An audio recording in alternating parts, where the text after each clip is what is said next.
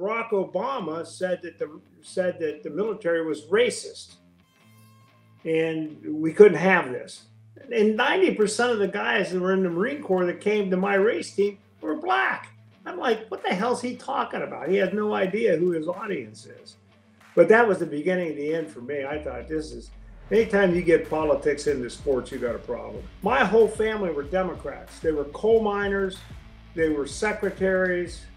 My dad was a lifelong Democrat. He was a Central Committee man. My mother was a Democrat. Everybody in my family, coal miners, steel mill workers, union guys, all were members of unions. I grew up as a Democrat.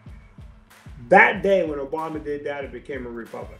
I said, never again can the President of the United States take control of my fund, because he doesn't know what he's talking about, calling NASCAR racist.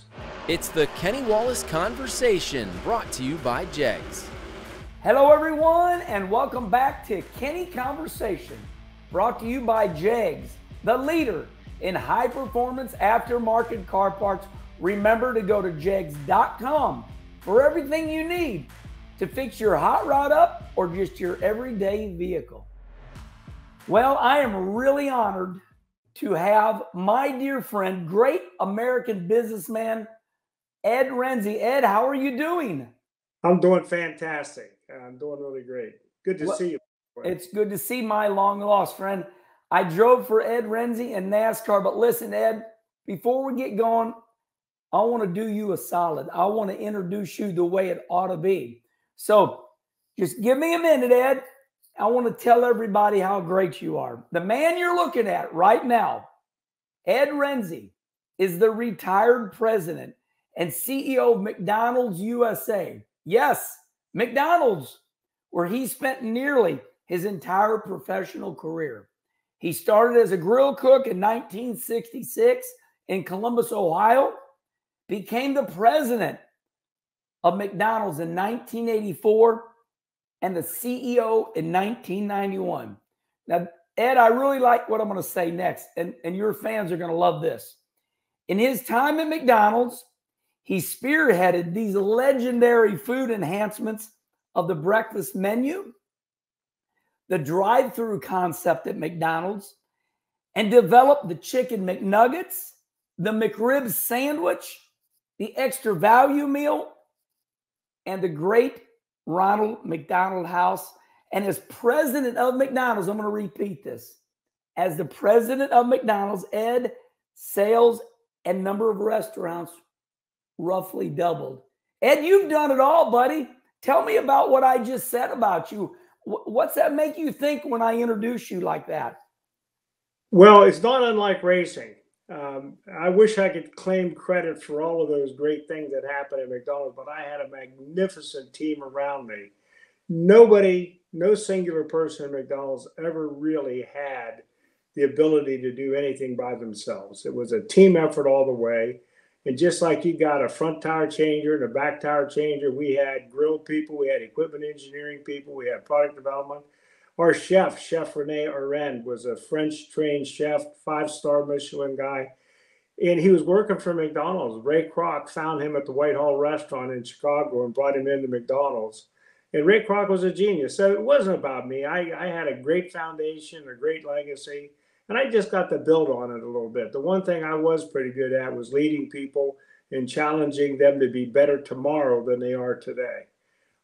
So if I had any attribute worth talking about, is that I love people, I love the potential of people, and I think without people, our world is a very sad place.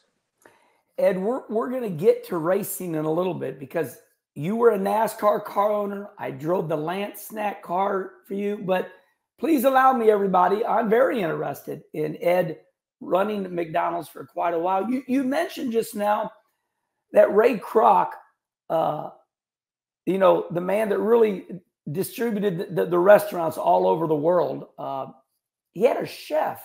Tell me this concept. You said he got a chef. Is this how you all developed the McDonald's menu?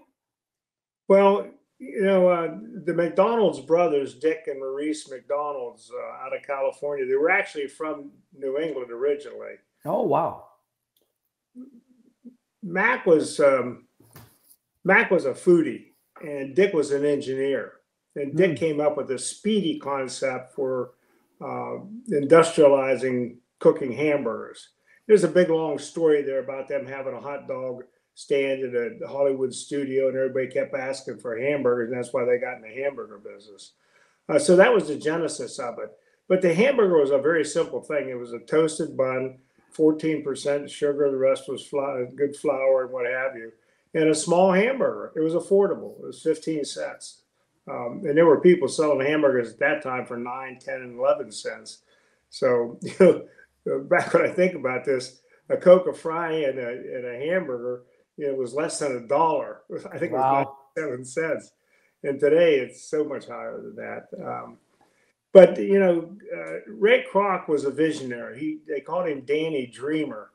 And he was trying to make a fortune a million different ways. He was a marketing guy. He was really great with people. He was a wonderful man. He had these picadillos like everybody else does. And he was selling milkshake machines. And his secretary, June Martino, called him from Prince Castle and said, hey, these guys are buying 5 of these machines in California.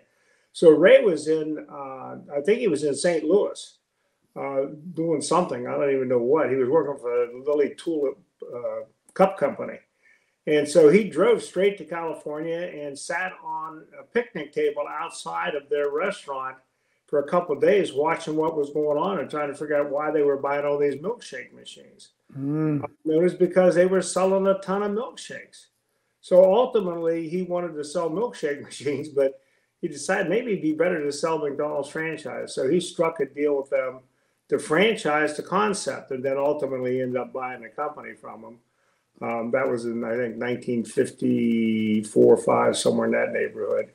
And I had the good fortune of working with Ray right up till the day he died. In fact, I visited him at Scripps Hospital in San Diego just before he passed away. And it was interesting. He was laying there quite ill in his 80s. And I said, Ray, is there anything I can get for you? He said, yeah, I'd like to have an ice cream cone. Oh. Because he invented the twin twist after the triple ripple ice cream. So I called Steve Zdenek, who was our vice president in San Diego, and I said, dude, you got to get me some ice cream cones and get them over here in a hurry. So he came over, he had 3 ice cream cones, and Ray had one, I had one, and Steve had one. The doctor walked in and said, you're going to kill him feeding that stuff. I said, he's about dead anyway. What the hell difference? Oh, my Lord. I thought everybody's going to shit when I said that. But he was a wonderful man. Just one last story about Ray. He visited me in Washington, D.C. when I was running the franchise organization there way back in the 70s. And Ray said, Ed, you own a home? And I said, no, I can't afford to buy a house. He said, buy a house is the most important thing you can do to secure your long-term financial future. And I said, okay, as soon as I get the money, I'll do that. And then on his birthday, he sent me shares of McDonald's stock as his birthday gift to me, if you can believe that. Wow. And this was in October, I believe it was. And he said, here's your down payment on the house. Make sure we grow McDonald's so this stock gets more valuable. That's incredible. That's the level of generosity that man had. He was one of the kindest men I've ever met in my life, but he was tough as nails when it came to getting what he wanted. And I had the good fortune of working with him right up till he passed away. And he got me involved in projects that were just amazing. One day he came to work and said, I want to get a peanut butter and jelly sandwich bar for breakfast. And I said, peanut butter and jelly? I said, we're not set up to do that kind of thing. He said, I want good, fresh baked bread. I want you to get some great peanut butter. I want you to get some Smucker's jams and jellies. And I said, okay, I'll go to work on it. I was head of product development at the time, or they reported to me. So he leaves and goes back to San Diego. And I went to talk to my direct boss, Mike Quinlan, who ended up being the president of McDonald's and then the chairman of the board. I said, Mike, he wants me to do a peanut butter bar. I think he's out of his frickin' mind. He said, Ed, he owns the company. Get a peanut butter bar. Good reminder. Yeah, just in case you forgot who's in charge here. So we had a bunch of salad bars that were like pyramids. They were, 8-sided, really octagons. They had multiple levels in them. So I took the bottom level and put different kinds of bread in it. The next level was jelly. The next level was peanut butter. And we had cashew butter, peanut butter. And we put it into a restaurant called the Golden Arch Restaurant, which was an experimental restaurant in Chicago.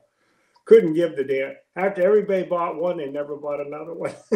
That was it. Well, how did the just a little bit more about McDonald's? You're too famous to let it go. Just a couple more things.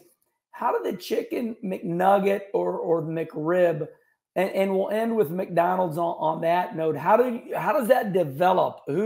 How do you create that? Well, the kids market was growing, and we needed some kind of a product for kids that was perceived to be quote unquote more healthy.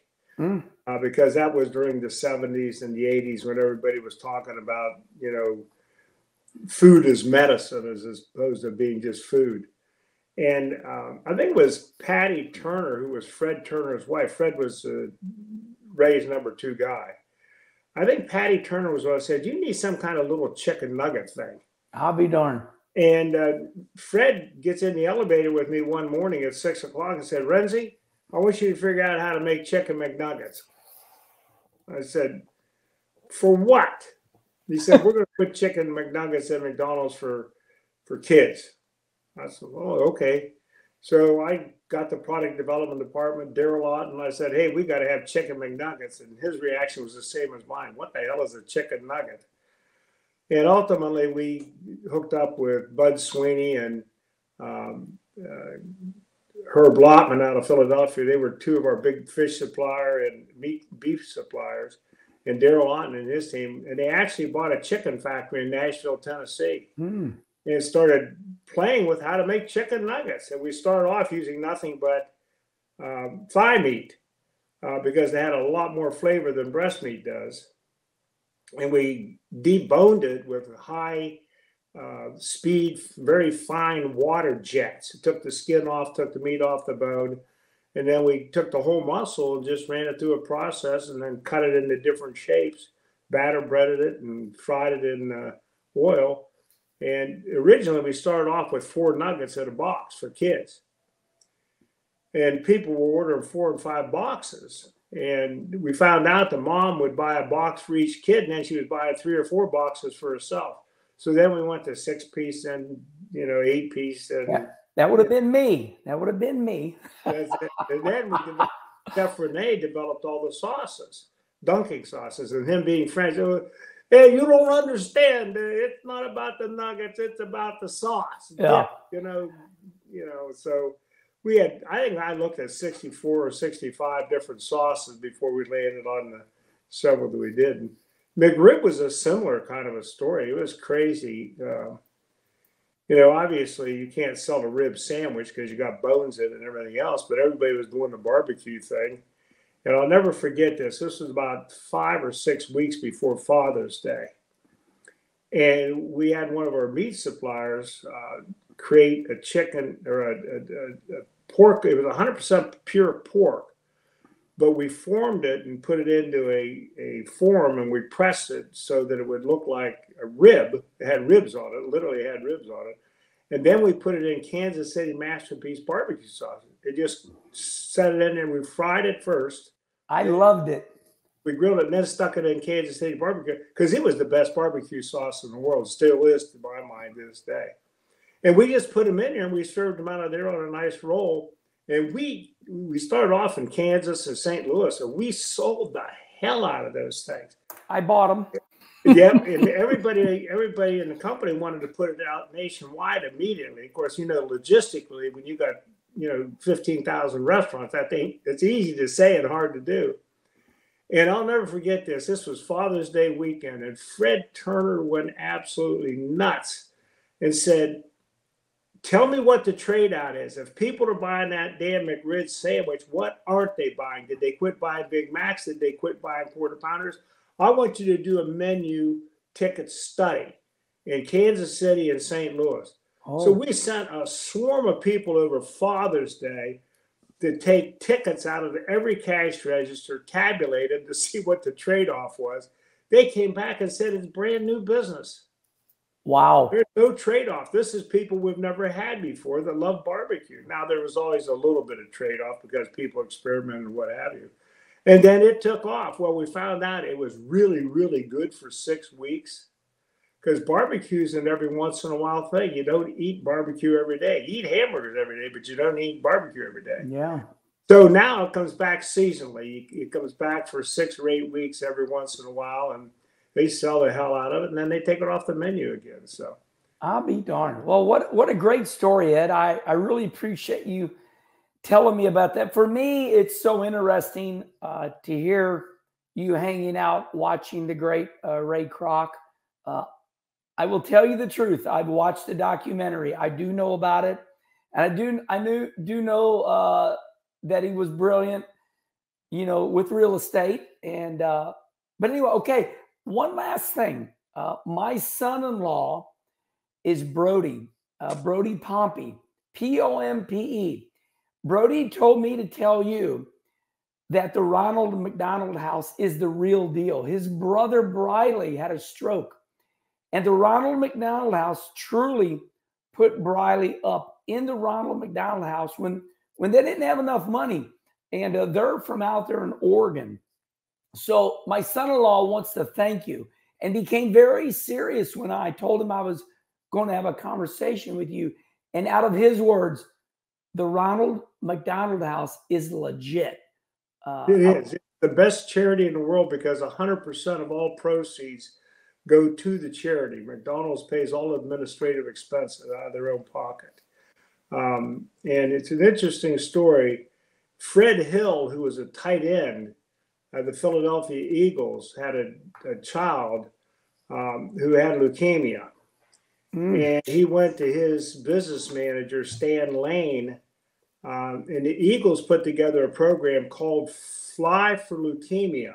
Roman Gabriel was a quarterback of the Eagles, and Harold Carmichael was a wide receiver, and he was about 6'8".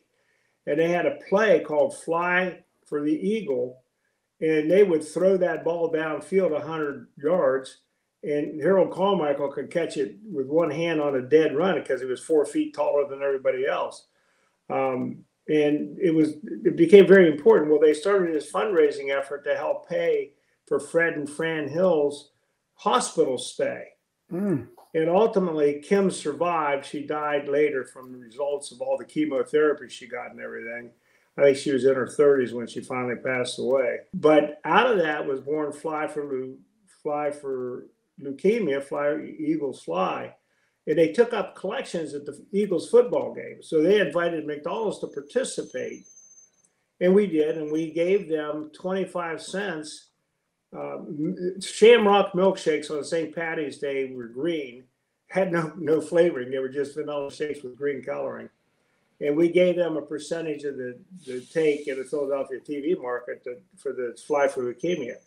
And ultimately, Dr. Audrey Evans, who developed the protocol for treating that particular leukemia, said to us, what I need is a halfway house between the hospital and going home so these kids can transition, take their medicine in a family setting, because leukemia is destroying families. We're saving the child and killing the family. So she said, can you give us more money? I said, I'll give you all the money from the Shamrock Milkshake if you call it the Ronald McDonald House. And Don Tuckerman, who was the head of the advertising agency, Elkman Advertising, was very instrumental on that. He was probably really the father of the Ronald McDonald House. He was a sweet and wonderful man. He's still alive. He lives over in Miami area, in Florida. He's 92 years old, I think, now. And we called it the Ronald McDonald House, and I gave her 25 cents for every milkshake we showed, which was 100% of the proceeds. And then that house was successful. We built a second house and a third house, and Ray Kroc came to the grand opening at my invitation, cut the ribbon, and he said, I want to give $25,000 to every Ronald McDonald House that opens up out of my own pocket. Wow. And it's his primary charity. And now I think there's over 500 Ronald McDonald Houses scattered around the world. And they not only do that, but Ronald McDonald House Children's Charities does a lot of research grants and childhood cancers and other diseases. They have halfway houses way beyond the Ronald McDonald House. So it was a privilege to have been slightly involved in that whole process. And it really speaks to the good nature of McDonald's franchisees, because they're the ones that do this stuff. It isn't the company, it's the franchisees. Yeah. Well, Ed, thank you so very much. Ronald McDonald House, as Brody said, it's legit. And I did not know any of this. And I will tell you, Charlie Marlowe behind the camera right now, he's a big fan of all sports. And we all just learned a lot. Had no idea that started with the Philadelphia Eagles. And what an unbelievable story that is. That story is not going to go under the radar. That is a really good story. Well, think about this. October of 2024 is the 50th anniversary of the first opening of the first Ronald McDonald House. 50 years. Wow. Wonderful. Yesterday to me, and then all of a sudden I realized, well, shit, man, you're 80 years old. Yeah, we are. I'm 60, Ed, and you know. Well, you're a kid. Well, let's end the McDonald's like this. And Ed, I see you on Fox News. You're an incredible American businessman. I'm so honored and lucky to have you on Kenny Conversation. Let's end it like this. Give me your opinion. Now we're in a new world. We're in 2024. McDonald's is not the only fast food restaurant. Now we have a lot of other ones. How is McDonald's, in your opinion, doing today? I think it's doing probably better than it ever has in the history of the company. It's got great leadership. They're very good at surveying the market and deciding what's got to come next. They're very progressive. I think the Cosmic idea is a good one. It needs further development. It'll come in time. They're working on some other projects as well, because the nature of food away from home is changing radically. And particularly with this economy we got now, with inflation as high as it is, and with the Chinese buying up all of our agricultural land, and ultimately they're going to be shipping food to China because they can't feed their own people. This is, I don't know if you know this or not, but they purchased Smithfield Foods, the largest hog producer in the United States. The Chinese did? Yeah. And, there's a lot of great entrepreneurs in China. I went to China often to open up McDonald's restaurants as a guest mostly. And so I don't want to talk about McDonald's anymore, but the whole world is changing radically.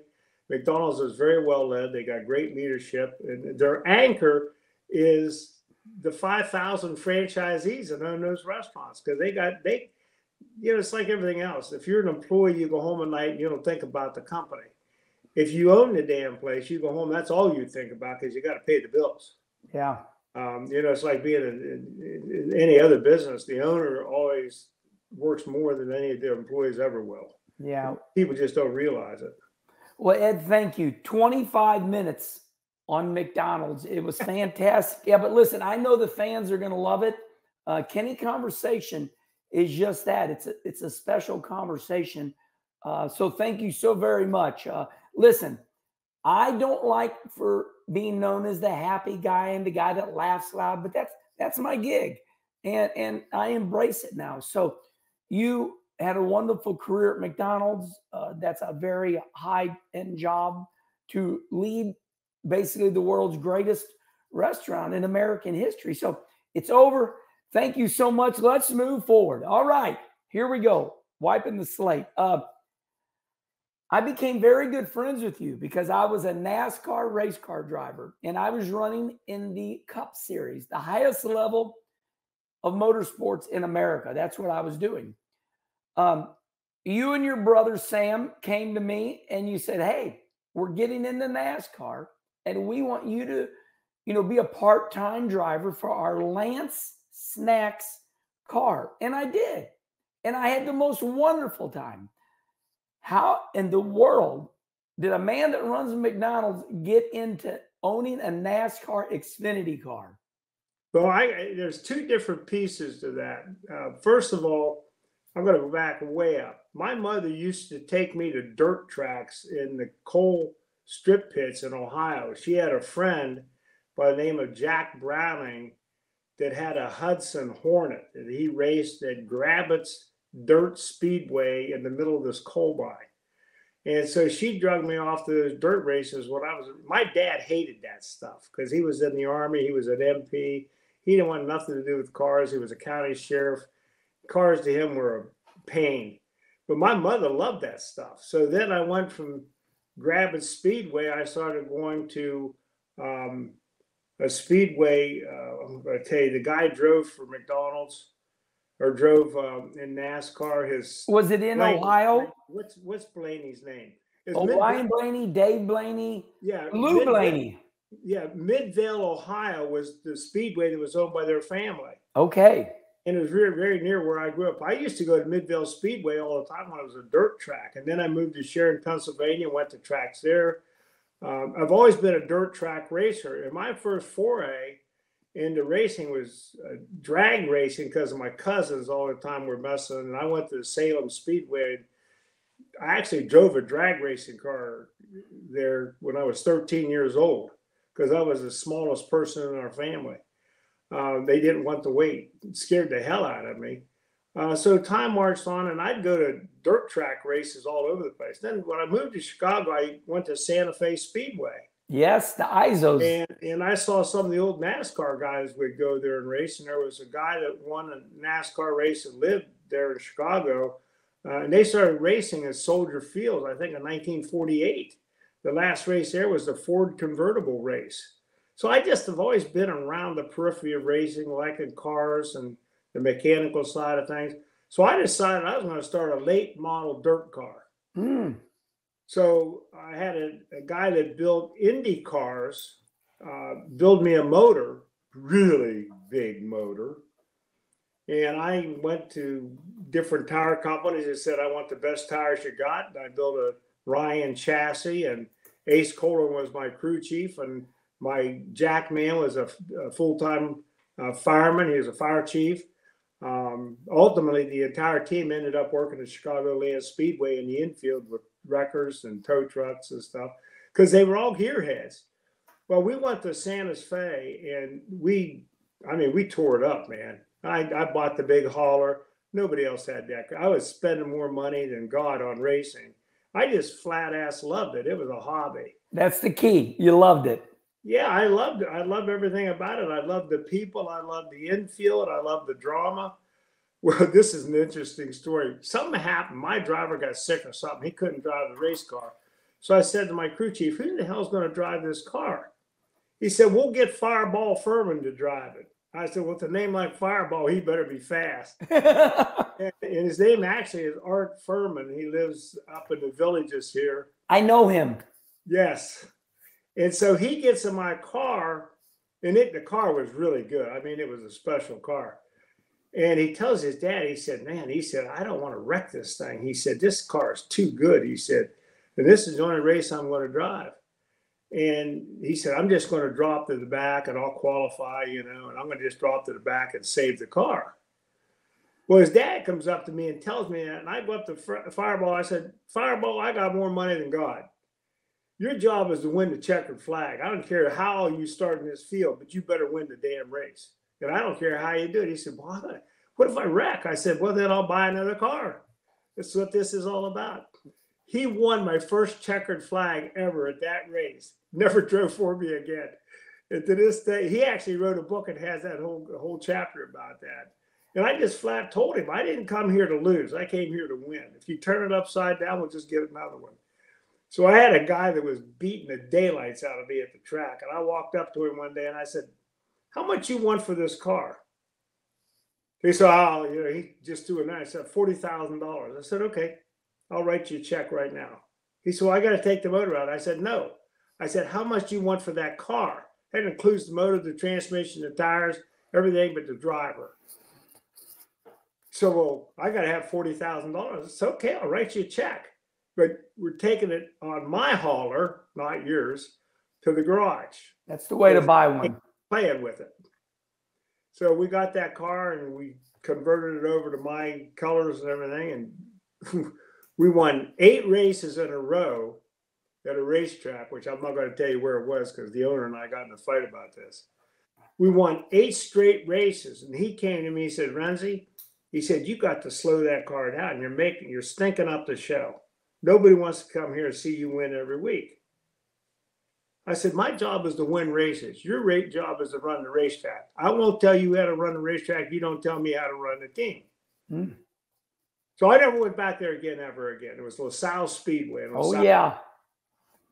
And we raced at Fairbury. We hit all the Midwestern tracks. We did Eldora 4 or 5 times. And I always had different drivers. I always wanted different drivers. I wanted to spread the wealth around. I really didn't care. I wanted to win, but I didn't care if I won. I just wanted to enjoy the process and the people. And to me, I was a winner every week. Yeah. Well, that LaSalle Speedway experience, we ended up in 2nd place, even though we only ran 8 races out of the 18 races he had that year. But we had so damn many points. He wouldn't give me the trophy. Oh, my. He said, I'm not giving you the trophy. You didn't support the track. I said, you never supported me. You told me to quit winning races.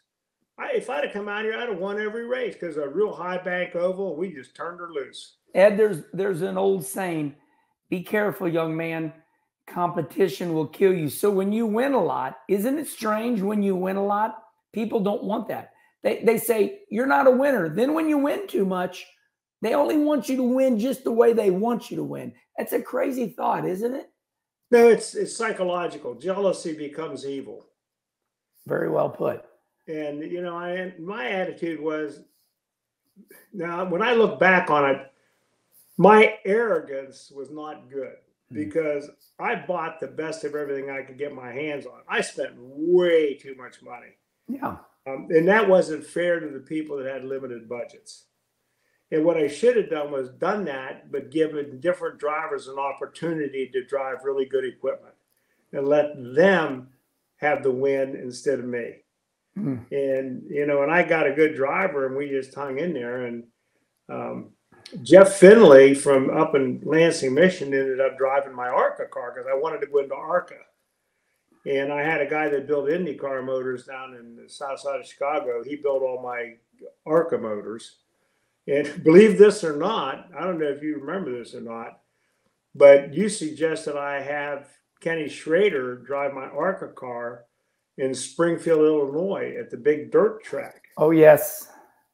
And so Kenny drove the car for me. And I'll never forget this. You talk about the difference in drivers and the elite drivers, guys like you that get to the top of the pyramid. And I know you don't consider yourself elite, although I do. I think you're one of the best that's ever been because you were terrific not only on the track, but you were great for sponsors because you had a great spirit of winning. Mm. That doesn't mean you always win every race, but you have that spirit that wants to win every race. So you suggested that Kenny Schrader drive the car. So I got a hold of Kenny, and he showed up in his Skoal Tobacco green uniform. And we're in Springfield, Illinois. My crew chief, Ace Kohler, he doesn't know an awful lot about dirt car or asphalt cars, but he was a willing guy. So he gets in the car, and I figure he's going to make 4 or 5 laps and come in and tell us to make this change, that change. He drove 40 straight laps, never got on the radio. Kenny just drove 40 laps. And he didn't just drive it. He was powered down like he was qualified every lap. He comes in, and I thought, okay, now we're going to get a lecture about how bad this car is and everything. We had a stopwatch on him, so he knew he was doing pretty good. He said, I need a wrench. I want to adjust the front right spring. And so we give him the spring wrench and everything, and he throws the hood up and he gets under there and he makes a couple turns. I don't know whether he went in or out or up or down. I don't have a clue. Shuts the hood down and he puts the hood pins back in, hands the wrench, the socket, the Ace Kohler, and said, I'm going to make a couple more laps. He goes out and he makes 40 more laps. What in the world? Got 80 laps in on this set of tires. I'm thinking to myself, boy, he's tired. He's going to burn off this car. I'm going to have to buy some tires. He comes in and he gets out of the car and he said, don't touch this car. Change the tires, don't touch it, don't do nothing to that car. Just put gas in it. And he stood there and watched this. And I told the guys, I said, Kenny doesn't want you touching that car. Just back off and leave it alone. Don't be jacking it up and checking the oil and shit. Leave it alone. He said, don't touch it, don't touch it. And that was the first checkered flag I ever won outside that one late model dirt car race. I'll be darned. And he drove the wheels off that thing. He was in the top 5 all day long, just measuring everybody, and they were falling back and falling back and falling back. And he never changed. We never changed the tires. We never changed the tire pressure. And then all of a sudden, he's in front, and nobody can catch him. Nobody. Yeah. He just the car and he were one. It's the most amazing. I've never ever won a race that was like that in my life. I mean, yeah. I could tell then that Kenny Schrader's a pro. Yeah, absolutely. Put the hell out of it too. One of the greatest dirt racers of all time. He's done it all. He's somebody said to me in Volusia in February down around Daytona, they said, are you happy to have won the race, Kenny, and equal Kenny Schrader? I said, hold on. I said, I can't carry Kenny Schrader's helmet bag. He is the greatest dirt racer of our era, and he's won everything. You did a good job choosing Kenny Schrader because... Well, I took your advice. Well, that's why you're a leader, though. You probably don't even remember this. I called you and asked you if you'd like to drive, and you said no. Yeah, probably. I might have felt like... I have a big thing about staying my lane. If you would have asked me today, I would have said yes. I don't think I was comfortable dirt racing at that time. I was still learning. But Ed, let's move forward. Man, we're just tearing it up right now. Let's take a big bite, okay? So you end up getting the Marines. Are, I see that American flag behind you. Our great Marines. They sponsor you. You have Bobby Hamilton Jr. in your car. You're winning everything. If anybody looks at the stats, you had Harold Holly as your crew chief. You're winning everything in the Xfinity Series. And then, time moves on and you get out of the sport of NASCAR. What made you get out of the car ownership in NASCAR after winning so much with Bobby Hamilton Jr.? Well, it's kind of like a lot of things in life. You get to a crossroads and you don't know which path to take. But if you recall, NASCAR always had a great relationship with the U.S. military and with patriots. Yes. The NASCAR family, Bill France. If you go back and look at Bill France during World War II, Bill France told me a story about him being in the military and stopping at a restaurant in New York City before he was shipping out, and he got okay, I'm going to say it the way it is. Shit on the shingle sandwich at the Jockey Club for $1. And, Bill France was brilliant. Jim France is equally so. The France family are wonderful. I just love them to death. I think Lisa's done a remarkable job. I hope Ben does as well. Ben Kennedy, her son. Because I love everything about motorsports. I'm glued to that TV nonstop because I just love the whole concept of motorsports and, the challenge, because it's every man's sport. Tennis isn't every man's sport. Tennis isn't every woman's sport. NASCAR is everybody's sport because when you're sitting in that grandstand, you feel like, you're part of it because you got a team and they're your guys. And the sense of camaraderie is fantastic. And, but Barack Obama got elected president. Okay. And before he even took office in January, in November, he said the United States military is never going to spend another dime marketing in NASCAR. I remember this. And I got a phone call from General Cortez, who is the head of the Marine Corps Recruiting Command. He said, Ed, I'm sorry. He said, I'm under executive orders. The commander-in-chief has said we cannot sponsor NASCAR ever again. So I can't send you any more money. Wow. That day, I lost a huge sponsor, and we improved We improved Marine Corps recruiting dramatically, and I can tell you all the things I did for them because they never had any marketing. Their marketing wasn't anywhere near what it should have been. You stop and think about it. Is a recruiter goes into a home and says, "I want to recruit your son or daughter to join the Marine Corps. And they're going to go kill people and get killed." How do you sell that idea to a parent? How do you sell that idea to a mother? And it's much more than that. It's about the country. It's about patriotism. It's about growing up, because when you join the Marine Corps, you're going to grow up one way or the other. So that day, and this is in late November, I knew I wasn't going to have a sponsor in January. And, the McDonald's sponsorship, the Smithfield food sponsorship was all subsidized by the McDonald's supply chain. It was a McDonald's car, but it was paid for by Smithfield Food. It was paid for by Tyson's Food, by the meat companies, because it was a great marketing. And Smithfield Food said to me, "Yeah, I'll put $4 million in that car, but you got to run breakfast sausage commercials all the time." So we set it up so we changed the look of the car depending on what markets we're in to support we did Kraft cheese. We did all the different McDonald's suppliers because it was a way to leverage, take $1 of marketing and turn it into $5 of advertising, because NASCAR has that capability. It's changed today. The economics are different. But the day that happened, the economics went upside down, because at that point we couldn't do flyovers. We couldn't have any military there. None of that. And I can remember when we had the big race in Loudon, New Hampshire that we won, I bought 40,000 red roses and had 40,000 gold star pins made up. And every woman, it was on Mother's Day, we won that race. And every woman that came into that stadium up there got a red rose from a Marine in a salute. Wow. It said, "Thank you very much for being part of the United States Marine Corps." And every family that came in was a gold star or a silver star family, meaning somebody wounded or killed in combat got a card with a special recognition pin. And then we handed out the cards to all the fans.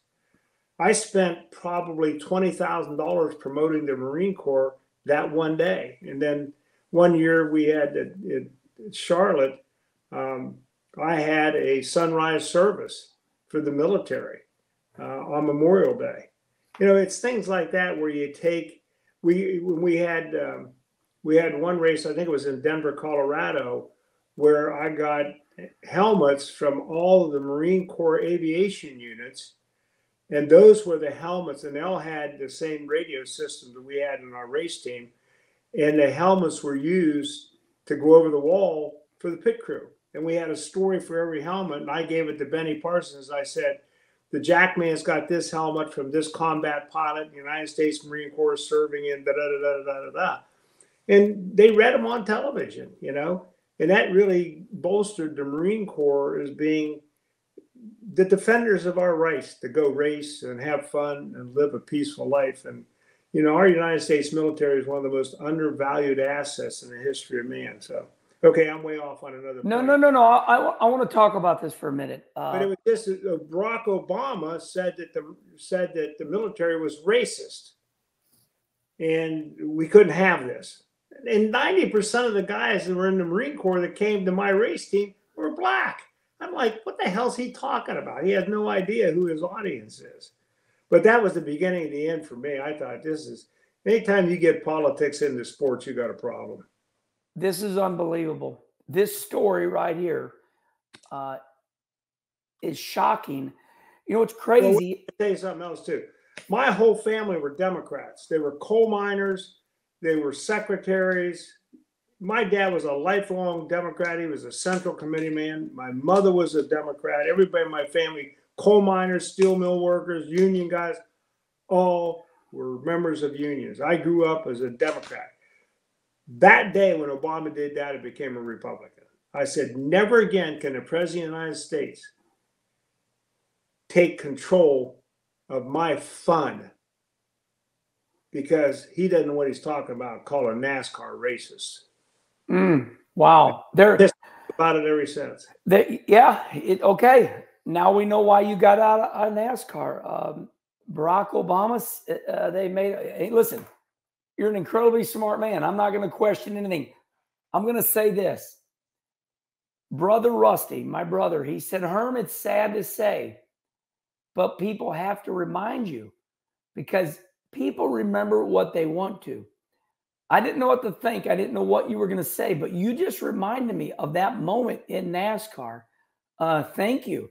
Now, do you think that, obviously, I'm going to ask another question later, but do you think that was one of the reasons, besides a lot of other ones? I mean, that reason made you get out. Do you think that was when NASCAR started having issues and nosediving and NASCAR fell apart? I'll put a percentage to it. I believe NASCAR fell 70%. Because, listen, I looked in the grandstands. I looked at the TV ratings. Do you think that time that they made military get out of NASCAR, that disingenuous, the fans were upset about everything? Do you think that was the start? I don't think it was. It may have been a catalyst. It may have been a trigger point. But there's a much different kind of an issue that was collateral to that. Keep in mind that the U.S. military was very important to people that grew up during World War II, the Korean War, the Korean conflict, in Vietnam. So just park that for a few minutes. We are a country of patriots. Now I want to fast forward just a teeny little bit and keep this in mind. The baby boomers, the people who were born in the 40s, were the lifeblood of NASCAR because they grew up with the cars in the 60s. They became 20 in the 60s. So cars were really part of our culture growing up. And when I was a kid growing up, we just loved working on cars. Even whether we broke them or fixed them, we were working on cars because it was such a thing. And fins and all that kind of stuff. Well, as the baby boomers started getting older and older, it became harder and harder to go to races. And I'll give you an example of something. I had this conversation with Lisa Kennedy going back to that period. And I said, Lisa, I want you to think about Daytona. Got 170,000 seats. Look at what people do when they come to Daytona. They plan the whole year to take a 2-week vacation and drive from Ohio, Michigan, Indiana. And they come to Daytona and spend a whole week for speed weeks. And if they're lucky, they get to come to the 24 hours of Daytona and some things like that, special events. Those people are 60 years old. You have no bathrooms at the top of the stadium. You have no escalators. You have no ramps. So no place to park. So I drive from Michigan. I'm staying in a hotel on the beach. It's costing me a fortune. The ticket prices are going up. And when I get to the racetrack, I'm abused. Not by NASCAR, not by the track, but because of the physicality of getting old. I'm 58 years old. I'm 62 years old. I park in the outfield. I got to catch a bus, walk. I walk to the stadium. I get there in the morning. I'm eating hot dogs and Coca-Cola all day long, every day. And then I got to walk all the way up to the top of the stadium. And there's no bathrooms except down at the bottom of the stadium. And I'm 60 years old and I got to pee more often than I used to. And the whole thing from a physical standpoint got more and more difficult. So that had an impact. There was not a second generation coming behind them that loved cars as much as they did. So I'll never forget this. We had a board meeting in Phoenix, Arizona. And I suggested to the France family. You sat on the board of NASCAR. I was on the board of International Speedway Corporation. In fact, I was one of the owners of the track in Chicago, Chicagoland Speedway. I was one of the 9 founders of that thing. And so we're going to Phoenix, and the Cardinals built that big new stadium that has the roll in, roll out grass field. Well, they got escalators, they got ramps, they got food and bathrooms on every floor. I said, we've got to redo Talladega. We've got to redo Daytona. We've got to change Richmond. We got to start getting more bathrooms. We got to start getting elevators, escalators. We got to make it easier for people to park. We need to start thinking about transportation systems. We need to modernize the experience so that older generation. And the second thing we got to do is we got to figure out a way to get young people in this business, because we're not only aging out in fans, we're aging out in drivers. I can remember when Chase Elliott was born. Yeah. Bill was driving a number 94 McDonald's car. Right. And, and I was at the races, and, he said, Cindy's pregnant. 9 months later, we got Chase, and here he is driving today. Yeah. They were sponsored by McDonald's. I want you to think about this. I really love Dale Earnhardt. He and I spent quite a bit of time together because of hunting, not socially, but at the racetrack, chatting and visiting. And he got stuck in Chicago one time. He came to a dinner and banquet up there that I attended. He got stuck because his plane got grounded because of weather. So I sat in the lobby of that hotel for about 10 hours with him. Oh my. And all we did was talk about racing and him and growing up and, and things like that. And he's a pretty shy guy. Yeah. And I could tell he was just lonely. He didn't want to be there, and he wanted to go home and like that. And I started thinking about Dale Earnhardt Jr., and about how excited Dale was when he saw his son and was going to win that race, at Daytona. And it was like, and then he ended up dying that day. It shocks me to think about that, frankly. It was a horrible experience for me and everybody else for that matter, including Dale and his family. But why is it that Dale and Kelly aren't into racing up to their eyeballs right now? With that legacy, you think about Rick Hendricks losing Ricky. There's a lot. I've watched Dirty Mo Media, and it was Chip Ganassi that looked at Dale Earnhardt Jr. about 4 months ago. Chip Ganassi says, why aren't you a Cup car owner? Come on, spend your millions. You can get a sponsor. Listen, I'll tell you what Kelly told me. What I'd love to hear it, because Dale Jr. is my dear friend. Let's solve their problems for them. No, Junior's listening to this. You're never going to solve this problem, and it's not Stephen Try. It's wrong. They don't want it. Yeah. They don't want it. And I think the only reason why they're hanging in racing right now is because they got so many family members that are legacy to their dad that they're not going to give up on NASCAR until those guys retire or quit or whatever they're going to do. I think Dale Jr. is doing exactly what he wants to do. I think Dale had enough driving, and you got to stop and think about this. Dale Sr. was a remarkable man. And for him to die the way he did, I don't give a damn who you are. If your son and his daughter, that has a big, big impact that is residual, that will never go away. Until you've lived in those shoes, you can't judge him. And I think he's doing exactly what he should do for the reasons he should do it. I think Kelly's doing what she should do. They're beautiful people. They're really good at what they do. I say they got a great heritage. Just leave them alone. Let Dale do his announcing periodically. Leave them alone. They don't want to be in NASCAR. If they wanted to be in NASCAR with a Cup team, they could do it tomorrow morning. Right. They don't do it. They're just stuck. They're doing it because of the legacy of their father, but they're doing it because he's not there. And let's remind everybody that Junior Motorsports, all the equipment, that's Rick Hendrick. That's all supplied by Rick Hendrick. Yeah, they buy everything from Rick. Kelly told me that, because I talked to Kelly about getting a Cup car, because I was thinking about getting back into it. In fact, I'm working on a couple deals right now because I just can't leave it alone. But my wife reminds me I'm 80 years old. I ought to be smarter than that. Don't let the old man in, Ed. Trust me, I'm not going to. Hey, let's I'm with a racket in my hand. Ed, it's hard to believe we're already in an hour. There's going to be part 1, part 2, part 3. I can see right now, because I've never been given the opportunity to sit down and discuss some of the great American stories, whether it's in NASCAR or the world today. But we're going to have you back on.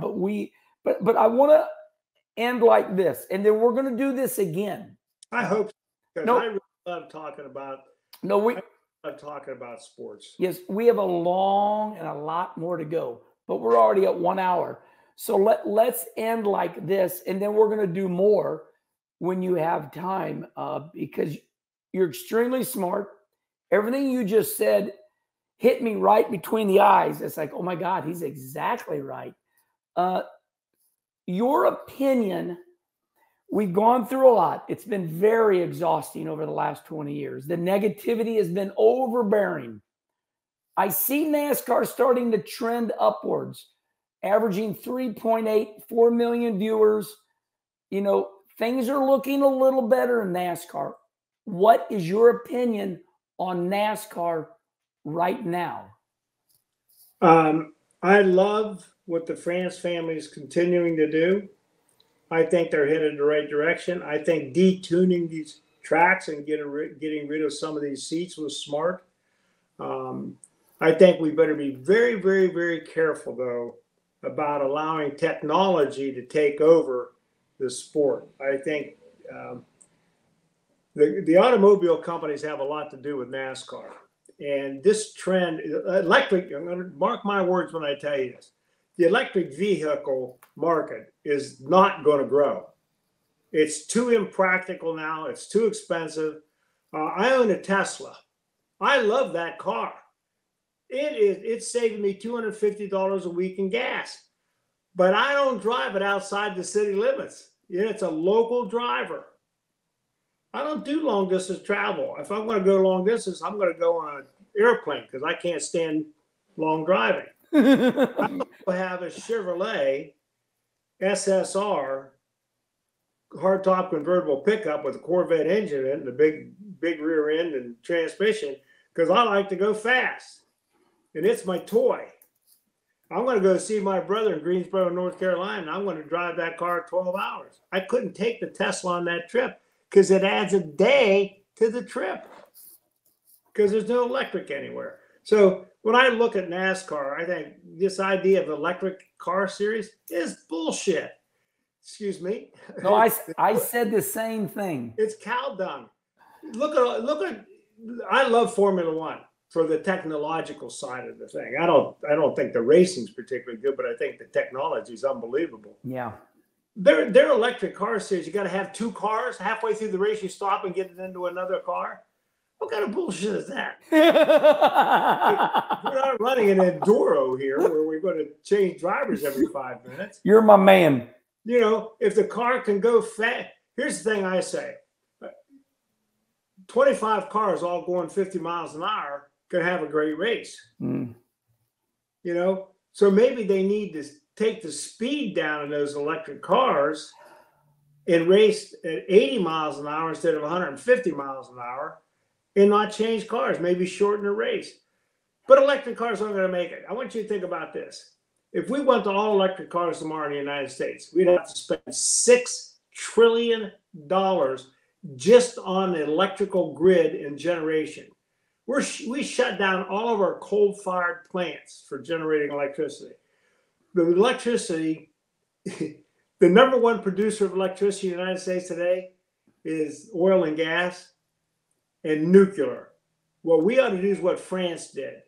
We ought to start building nuclear power plants, pick one contractor, and build every nuclear power plant exactly the same way, same concrete, same design, same philosophy, and have one big school where everybody that works in those power plants goes to the same school, learns the same craft, learns the same technology, so we can get the repetitive growth that comes from wisdom, just like the United States military.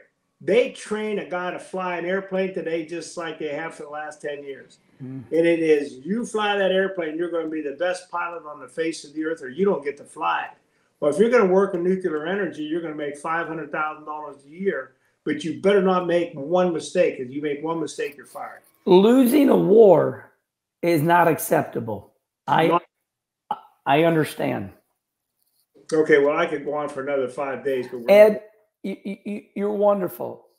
Listen, everybody, we are in podcast form. You can listen to the great Ed Rensi on your way to work. And then when you leave work in the evening and you head home, you can listen to him again. We are on iTunes and Spotify.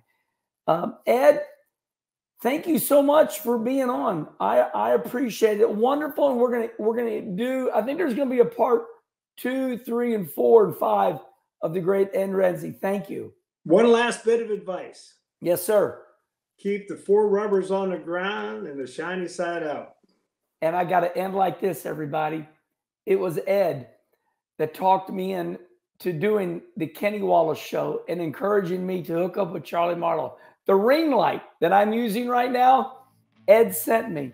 I'm your biggest fan, and I know you love me. I love you. All right, everybody, listen. Danica Patrick, we got Kyle Busch. Everybody's coming on Kenny Conversation. Until next time, see you later. See you, Kenny.